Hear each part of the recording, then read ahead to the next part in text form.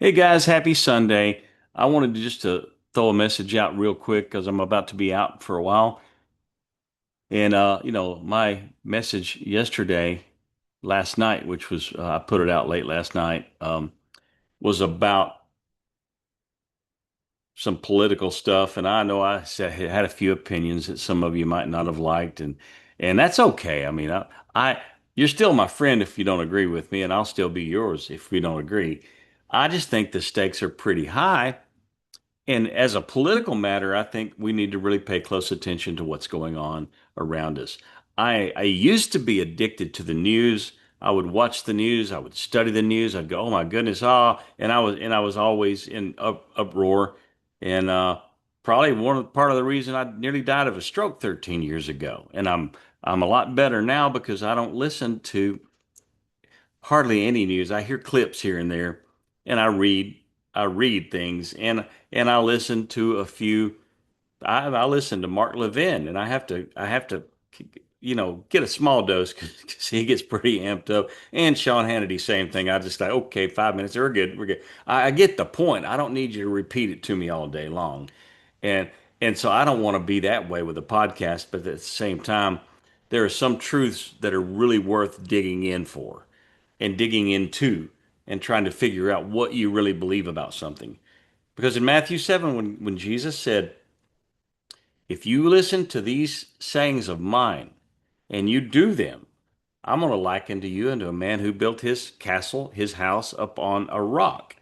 And if you don't listen to what I say and you don't do them, if even if you listen to what I say, if you don't do what I say, you're like a man who built his house on the sand. And it's real simple analogy, like my Two Castles episode about ontological foundations and epistemological belief, big words and stuff. And Jesus really didn't use those kind of words. He didn't use that philosophical language, but he was showing you that you can get on solid stuff or you can get on sinking sand. And guys, what I believe in this purely political, but I've been to so many communist nations and they built their world on sand. And everything they promised was a lie. And I mean, I remember when all the promises Obama made about health care. I was paying about $400 a month for really good health care for me and for my daughter. And and she had great health care, and so did I when she was a little girl. And I remember when all those if you love your doctor, you can keep your doctor. If you like your plan, you'll get to keep your plan. All those things that he said and what it was going to cost, how cheap it was going to be, they were all demonstrable lies. And now I I tried to uh, I did sign up for Obamacare when I was between jobs just to have some kind of a major medical coverage. And my what they don't tell you is that your deductible is going to be thousands of dollars and you're still going to be paying more. It's crazy, more expensive. The first year that they implemented the Affordable Health Care Act. I love the way they use words that mean the opposite of what they say. The first year that I got on that, my insurance went from like 400 a month to 877, 900 a month. It just basically doubled. And then and it's gone exponentially higher ever since. And so a lot of people are struggling financially. But the people who say that it's Trump's fault or it's somebody else's fault are the very ones that lied to you.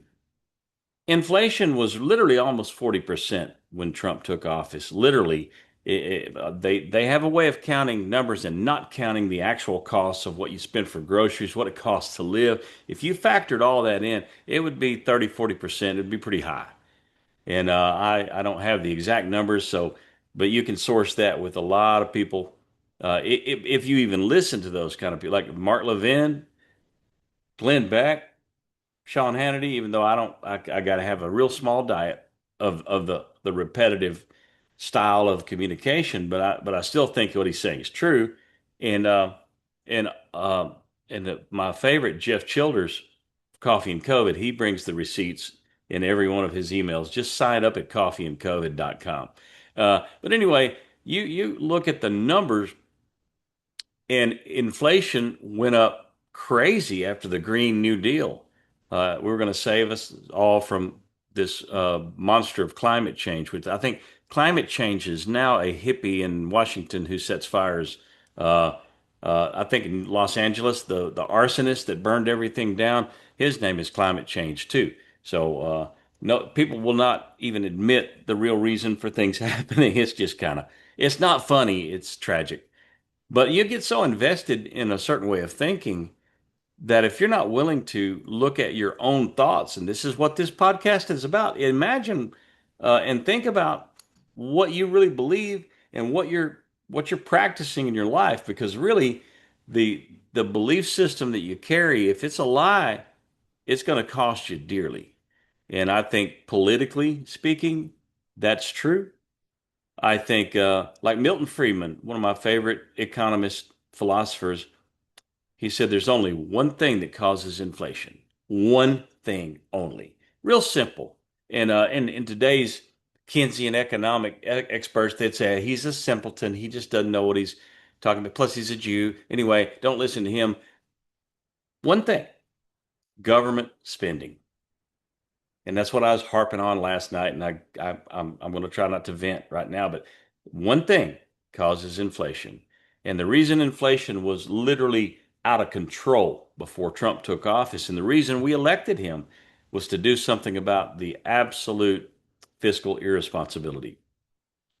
And that brought on Doge, that brought on exposing a lot of fraud, Medicare fraud, Medicaid fraud, NGOs that are laundering money and sending it back to candidates. And I believe there's going to lot more that's going to come out. And I think the coolest thing that's happening right now, there's a lot of disclosure, a lot of information coming about Fauci we talked about yesterday, and there's a lot more coming out. And this has been, in my belief, the most transparent administration in my lifetime. And I hope he continues dumping data so we can find out more about what's been going on. But I'm telling you, the more money you spend as a nation, the higher inflation goes. That's all you got to know. And there's a lot of economists that, I mean, you go to an Ivy League university and half of them don't even know who Milton Friedman is, other than they could say bad things about Milton. Uh, and they know they've got their little talking points. And that's why I'm not sitting here reading from something, because I just want to free form from my heart to you and just help you understand that this is not complicated. People will try to make you think it's complicated so you listen to them. Don't listen to me. I'm just a truck driver. I'm just a freight pilot. What do I know? I'm an audio engineer, but I know this. Spend too much money, the value of money goes down. You print more money, and that's what the government does. That's what they did when they passed the trillions and trillions of dollars in spending from the Green New Deal. They printed money. Oh, we don't have that much money. Well, we do now. We got a printing press, and it's really fun when you got a printing press. I wish I had one, but explained this to my daughter when she was 6 years old. What happens to the value of a dollar? That, let's say there's 100 of them that exist. Would a dollar be worth? Oh, it'd be worth a lot. Yeah. What if we printed 1 million of them and didn't change anything behind them? Well, that it wouldn't be worth as much. So that's what the same thing that happens when the government prints too much. And we're living in that day right now, and that's why I hope people will wake up that we've been lied to. And it's really hard to accept that you've been lied to.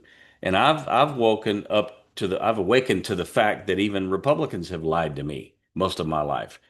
Not all of them. Thank God there's some of them that are doing the right thing. And those are the ones that are most hated and castigated and maligned online and on TV, like Ted Cruz, Mike Lee, some of those men. And we need more people like that. And you even notice John Fetterman, who's a liberal, he's still a liberal Democrat. He's starting to say, "Hold it, just a second. We're not communists. We're capitalists." And you watch what they're doing to him. I mean, you speak the truth, and people are going to hate you, and that's really okay. I mean, if you want to see the foundation of this, because I believe there's an overarching two castles that we're fighting against, and it's good versus evil. And it's really, I know a lot of people couch everything between good versus evil, and they try to overlay Democrat versus Republican or Republican. I don't believe that. I believe there's good Republicans, and I believe there's good Democrats. I really do. I think there's deceived Republicans and there's deceived Democrats, just like people, good and bad. And the label doesn't always do the trick for me. It's like the proof is in the pudding, as my dad used to say. These old guy sayings were pretty interesting. But it's like, I just look at him like a calf staring at a new gate. That's another one that I got from my dad. Anyway, I digress. My point is there's there's a battle going on between truth and lies. And if you really want to, let's go back to Yeshua a minute. Jesus said in John chapter 8, I mean, he was speaking in a Jewish temple. And the Pharisees told him he was of the devil. And he stood and said, I I speak the truth because I know God. I know the truth. And they said, well, you don't even know Abraham. He says, before Abraham was, I am. And when he said that, they picked up stones. That was blasphemy to them. You're claiming to be equal with God, and we will kill you. And Jesus just kind of wandered on away. But before that, before he left, he told him, he said, uh, you're of your father, the devil. And he says, and when you lie, you speak his native language because he's a murderer and a liar from the beginning. And when you start seeing society swinging into this position where they're telling lies at great scope, and it results in the murder or the death of a lot of people, like the lies that Margaret Sanger and Planned Parenthood still tell today because it's eugenics. They used abortion to get rid of the undesirables. And back then, the racist Democrats, the undesirables were black people. So they've murdered millions and millions of black children. And I don't know how you feel about that if you care about black children. And all my Democrat friends say they do. And I wish you would come to awaken to the point that for some reason all these unborn black children have been murdered. And you kind of celebrate that because the last Democrat National Convention they had a Vance where they would you get your abortion right there. They celebrated that, and so we're in a world now where it's not that the church is getting too political. People say, "Well, you think you're Christian and you're being too political." Well, I think politics has gotten too religious, and they're starting to tell us that it's our religious duty to murder and to rape and kill and to support those who do. Now, I'm not going to go for that. That's a lie. And so there's a kingdom of truth and a lie. And Jesus said, "You're of your father, the devil," and that's what got him crucified because he spoke to the people who were the power brokers of the day. And yes, they were Jews, but they were engulfed in their own arrogance, and they even rejected the very word that they preached. And that's the danger we're in today because there's churches that hold the same Bible that you and I do, and they preach something that is demonic and is completely opposed to the truth of God. And so if you don't know what to believe. I mean, you can say, "Oh, this a white guy, that in a biker shirt that's just screaming about God and stuff." I encourage you to do this one thing: just pray and ask God. God, show me the truth. I want to know the truth. I don't care about my label. I don't care about my reputation. I don't care what people think. I just want to know the truth. And I believe that God will open your eyes and you'll see that some of the things that you've been told growing up are not true. And it didn't matter if you grew up in the church or if you grew up in the ghetto, you're going to realize that some of those adults that were telling you things were not telling you the truth. And and I know people who've rejected the church who've come around to go, well, yeah, that church was very unhealthy. And this is me. Some of those churches were very unhealthy, but that ain't enough for me to walk away from God because He's the truth. Jesus said, I am the way. I am the truth. I am the life. I'm pointing at myself, but I mean him. He is the way, the truth, and the life.